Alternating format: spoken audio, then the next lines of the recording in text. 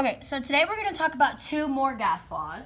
Okay, we're going to talk about one called Gay-Lussac, and he is a French scientist, and then Avogadro, which you already know Avogadro's number is 6.02 times 10 to the 23rd. It does not use his number, but he is the same person. Okay, so let's look at example one. You will need a calculator for this, so make sure you do have one handy. It says, if a balloon initially has 1.67 moles of helium inside of it and a volume of 2.50 liters, what will the volume of the balloon be after adding more gas, so there is now 2.11 moles? Okay, so a couple things you need to know, and I would write this down somewhere, is that the two laws we're looking at, the first one is P1 over T1 equals P2 over T2. So this is going to involve pressure and temperature. So this is our first pressure and our first temperature. This is our second pressure and our second temperature. And this is Gay-Lussac's law. Okay, he is a French man. His last name is hyphenated. Okay, and then the other one is Avogadro. And this is V1 over N1 equals V2 over N2. Okay, so these are going to look very, very similar. You're going to pretty much do the same thing on this piece of paper every time as we did with Charles's law. You're going to cross, multiply, and divide every time to solve. So you're going to get better at it because it's going to be repetitive. Okay, so this is volume. V stands for volume. And then N is going to stand for moles. So I'm going to label some stuff. So this is moles, and this is moles. Moles of gas. Of course, this is volume. This is volume. This is pressure. This is temperature.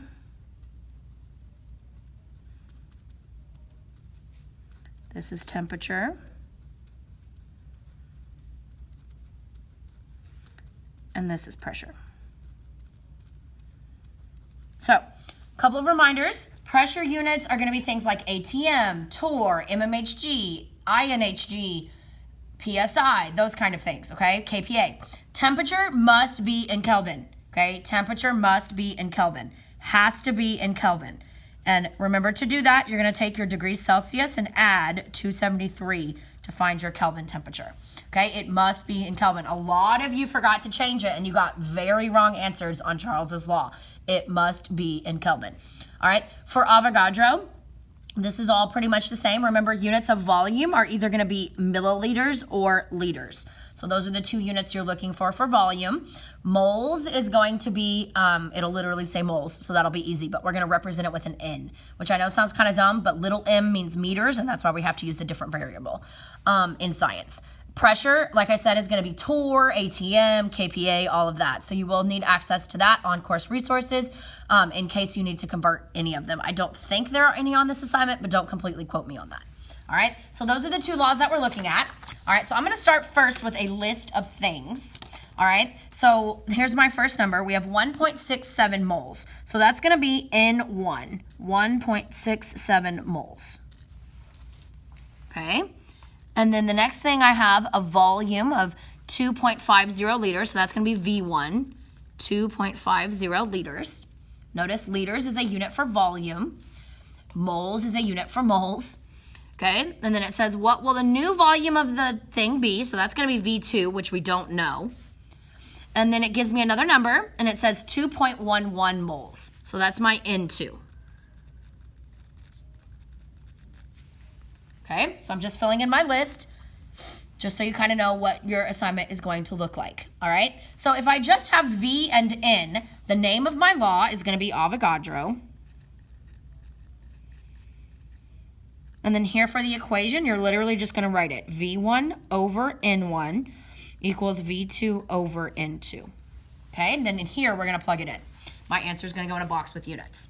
So I'm going to go ahead and list the things that I know. My V1 is 2.50 liters divided by my N1, 1.67 moles equals, I'm just looking at the equation.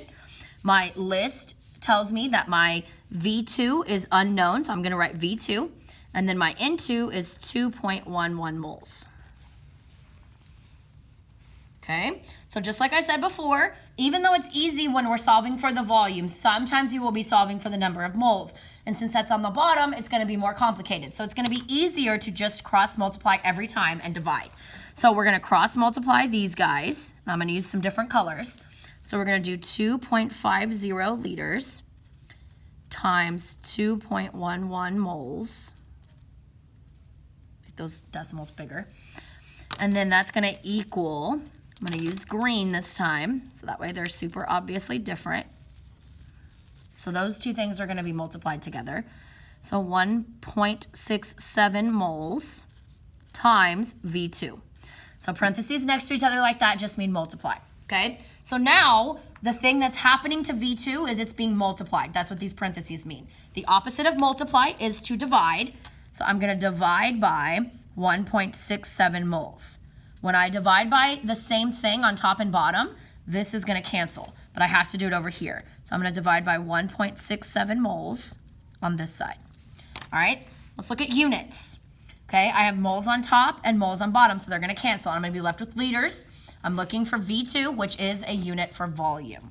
Okay, so to solve this, I'm going to multiply the two numbers on top and divide the number on the bottom. So we're going to do 2.50 times 2.11 divided by 1.67.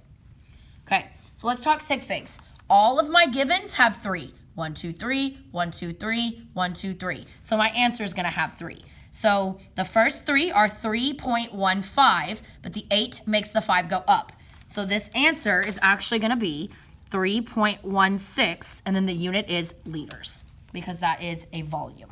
Okay, that's the unit that didn't cancel when I marked out over here. Okay, let's try another example. So this time it says, what is the original pressure of a gas if it starts at a temperature of 34 degrees Celsius and the pressure changes to 768 mmHg after the temperature decreases to 27 degrees Celsius? So let's make a list. What is the original pressure of a gas? And it says start of a temperature 34 degrees Celsius. So that's my T1, 34 degrees Celsius. All right, and then it says the pressure changes to 768. So if it's changing, that means that is going to be my P2. Okay, 768 mmHg. Okay, and if you look at the question, it says what is the original pressure? So that means I'm looking for P1. Okay, so this is what it changes to, and then my temperature, the second temperature I'm given, T2, is 27 degrees Celsius. Okay, so let's figure out what law this is. I have pressure and temperature. So that is going to be the French scientist, Guy Lussac. All right, his law is P1 over T1 equals P2 over T2. So it's dealing with pressure and temperature. Okay, so now I'm going to plug in some stuff over here. Now, I have an issue. This is what a lot of you forgot to do. Temperature has to be in Kelvin. So I'm going to add 273 to both of them before I can plug them in. You must change your temperatures to Kelvin. So 34 plus 273 is 307 Kelvin. And then 27 plus 273 is exactly 300 Kelvin. All right, so now those are the numbers that I'm going to use.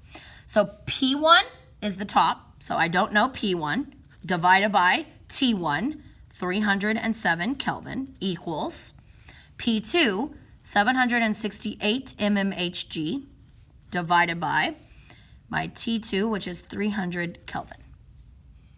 All right, so we're solving for P1. So just like before, we're going to cross multiply and divide. That's what you're doing on this whole assignment. So I'm going to start with this stuff here in this like reddish color. So P1 times 300 Kelvin equals, I'm going to use green, 307 Kelvin times 768 mmHg. All right. So now what's happening here to P1? What do the parentheses mean? They mean multiply. So the opposite of multiply is divide. So I'm going to divide by 300 Kelvin. The point of that is to make this cancel. Now they cancel. They're the same. But over here, I also have to divide by 300 Kelvin. So let's look at our units. Kelvin and Kelvin cancel. I'm left with mmHg, which is a unit for pressure. To solve, I'm going to multiply the two top numbers and divide the number on the bottom. So 307 times 768 divided by 300. Okay, so that is now my pressure in mmHg. Let's look at sig figs. All right, my actual givens, not these here that I added stuff to. My actual givens, this one has 2, this one has 3, and this one has 2. The least number is what I'm going to round to, 2. Okay, so I'm going to round to 2 sig figs. All right, so 7, 8 are my first 2. The 5 makes the 8 go up to a 9. So this is going to be 790. Notice the presence of that 0 because 785 is really close to 790. And then the unit is mmHg. Remember, this 0 doesn't count because it's a trailing 0 with no decimal. All right, so let's talk about relationships a little bit. So my N1 started out as 1.67 and my N2 increased to 2.11. My V1 started out at 2.5 and then my answer was bigger. So my N increased and my V increased. So if they both increase up and up, that is a direct relationship. You don't have to write this. I'm just reminding you of things that you saw in the lab. Okay, over here, let's look at Gay-Lussac. Let's see if that relationship is the same or different. So my temperature started out at 34 and ended out at 27. So my temperature decreased. Okay, my pressure, we don't know. We're going to look at in just a second. And I ended up at 768. Okay, my pressure started, because I solved for P1, my pressure started at 790 and ended at 768. So it also went down. So if both of them go down, that is also a direct relationship. If they're doing the same thing, that is still a direct relationship. And so if we were to graph these, they both would be a straight line like this. Okay, the inverse ones are going to be a downward curve, but both of these are straight. Anytime you have a fraction in the law, that is a direct relationship. Okay, just a couple of things to remind you of there.